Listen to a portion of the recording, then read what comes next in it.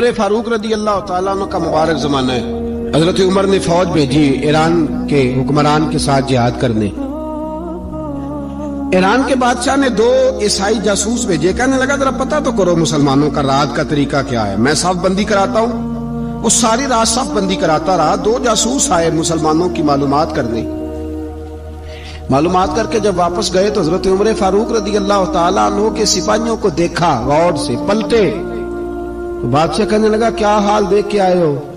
کہنے لگا سارے مسلح پہ بیٹھے ہوئے ہیں، جتنے گھنٹے ہم وہاں رہے ہیں مجاہدین مسلح پہ رہے، یوں لگتا ہے جیسے ان کا دنیا داری سے کوئی تعلق ہے۔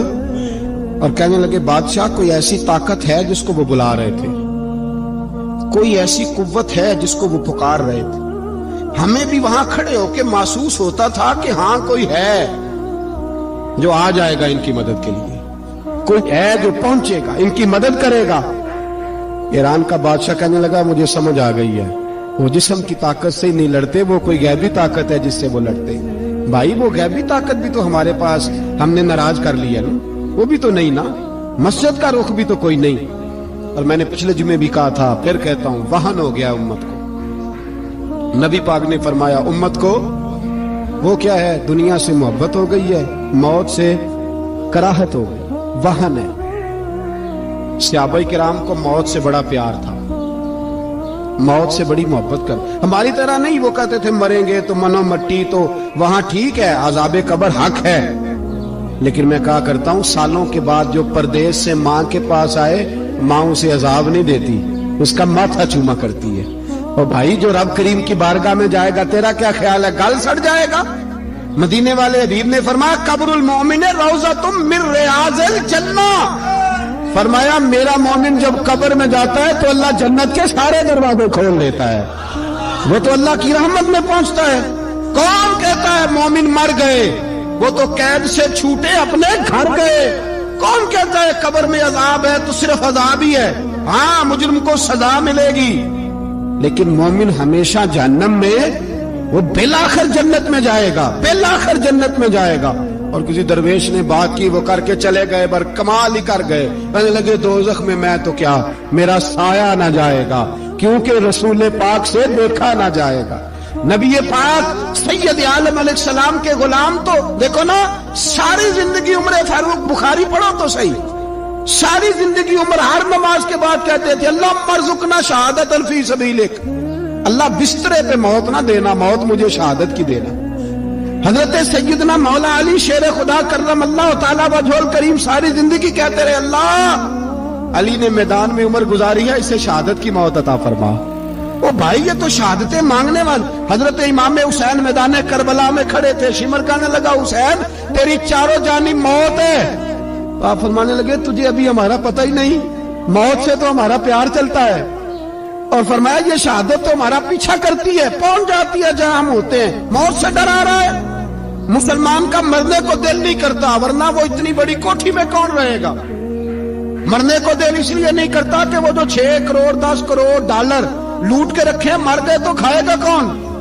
وہ فقیر فاقہ مست تھے، ان کا گھر ہی کوئی نہیں تھا، ان کے بینک بیلنس ہی کوئی نہیں تھے، وہ کہتے تھے گھر ہمارا ہے وہ جو ہمارے رب نے تیار کیا ہوا ہے، ہمارا بینک بیلنس ہے وہ جو ہمیں جنت میں جا کے ملے گا، ان کا تو یہ کھاتا ہی کوئی نہیں تھا، اس لیے وہ شہادت کی۔ حضرت عمر بن جموع رضی اللہ تعالیٰ عنہ میدان احد میں 4 بیٹے لے کے آئے، کتنے بیٹے بول کے بتائے؟ 4 بیٹے لے کے عمر بن جموع آئے، اور خود ایک ٹانگ سے لنگڑے سے آبی ہے، ٹانگ چھوٹی ہے، حضور کے سامنے کھڑے ہوئے کہا محبوبہ میرے 4 ہی تھے، میں 4 ہی لے آیا ہوں، قبول کر لیں۔ تو حضور نے فرمایا تو کیوں تلوار اوڑے آیا ہے، یہ تو نے کیوں گلے میں اسلحہ ڈالا ہوا ہے؟ کہا یا رسول اللہ میں نے بھی تو جانا ہے نا۔ تو حضور نے فرمایا 4 بیٹے جو ہیں۔ تو حضرت عمر بن جموع نے بات کی، صحابہ کہتے ہیں ہم لبوں سے مسکرا رہے تھے، آنکھوں سے رو رہے تھے، کیا عجیب انداز ہے۔ حضور نے فرمایا عمر 4 بیٹے جو آ گئے تو رہنے دے۔ حضرت عمر رو پڑے، کہنے لگے محبوبہ کیا لنگڑے جنت میں نہیں جائیں گے؟ کیا حضور میں لنگڑا ہوں تو میرے لیے جنت کوئی نہیں؟ میرے حبیب پاک سید عالم صلی اللہ علیہ وسلم نے فرمایا عمر تو ضرور جنت میں جائے گا۔ کہا محبوبہ پھر بچے بعد میں جائیں گے، میں پہلے میدان میں جاؤں گا۔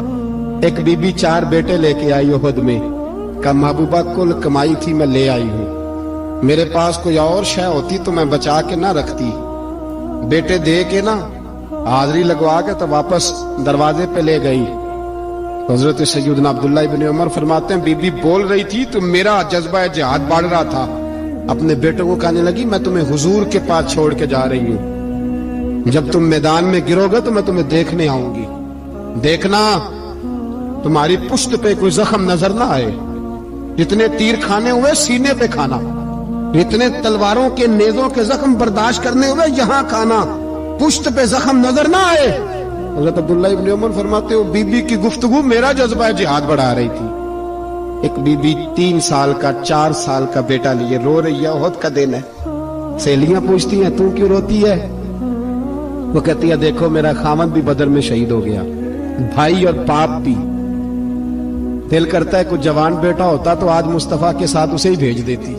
کوئی جوان میرے پاس ہے ہی 3 سال کا تو کیا کروں, 3-4 سال کا بچہ کیا کرے گا؟ پتہ نہیں کیا دلیل آئی. اچانک اٹھی, بیٹے کو سینے سے لگایا, کپڑا ڈالا, مسجد نبوی پہنچ گئی. حضرت بلال کہتے ہیں مجھے ملی. کہنے لگی بلال مجھے پتہ ہے حضور تیاری کرا رہے ہیں جنگ کی, پر 2 منٹ اگر میری ملاقات ہو جائے. بلال حبشی کہنے لگے حضور ہم ایک بی بی ضد کر رہی ہے. حضور باہر آئے, کہنے لگی حضور میں فلاں کی بیٹی, فلاں کی بہن, فلاں کی بیوہ ہوں. میں نے بدر میں 3 شہید دیے ہیں. اب میرے پاس یہ 3 سال کا لال ہی بچا ہے. بڑا فخر ہے میرا. لوگ مجھے شہید کی بیوہ, شہید کی بیٹی, شہید کی بہن کرتے. دل کرتا ہے شہید کی اماں بھی کہیں جاؤں تو میرا بیٹا لے لے. سیدنا بلال کہتے ہیں حضور مسکرائے, کہنے لگے یہ 3 سال کا نونہال کیا کرے گا؟ کہتے ہیں اماں کا عجیب جذبہ ہے. کہنے لگی محبوبہ سنا ہے اسلحہ بھی تھوڑا ہی ہے, ڈھالیں زیادہ کوئی نہیں, میرا بیٹا ساتھ رکھ لیں. جب آپ کی طرف کوئی تیر آیا نا تو میرا بیٹا ڈھال کے اس کو ڈھال بنا کے آگے کر دینا. محبوبہ ڈھال تو بانی سکتا ہے نا. حضرت بلال فرماتے ہیں مصطفیٰ کریم نے فرمایا جا میں نے قبول کیا. قیامت کے دن بیٹا گھر لے جا, جب تیرا نام پکارا جائے گا تو شہید کی اماں کہہ کے پکارا جائے گا. جا تو گھر لے جا. کہتے ہیں چلتے چلتے ایک غریبنی اور آ گئی. اتنی سی اٹی بان کی, اتنی سی. بلال حضور سے ملاقات ہو جائے گی.